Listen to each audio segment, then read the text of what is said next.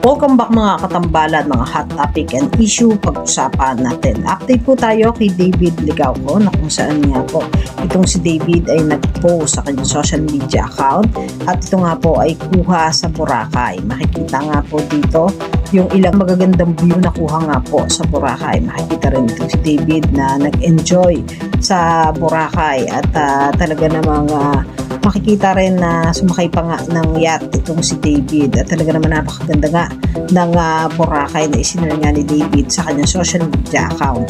Makikita rin itong si David na nagpa-practice ng pag-shoot na basketball at ito nga po ay kuha rin doon sa Boracay at ilang mga photos pa na isinare nga nitong si David sa kanyang social media account. Samantalang si David nga po ay maglalaro naman para po sa Bench Shoot of Asia.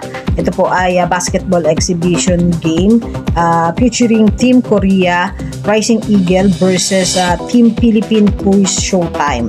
At ito nga po ay magaganap naman sa October 26, 5 p.m. sa SM Mall of Asia Arena na kung saan nga po ay kasali nga po itong si David para po sa Shoot of Asia Basketball Exhibition Game.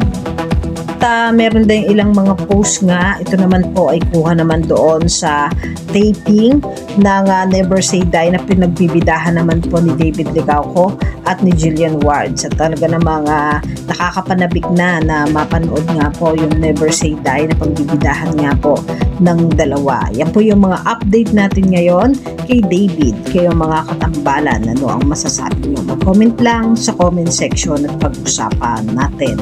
Yan ang mga hot topic and issue dito lamang sa Tambalang JK.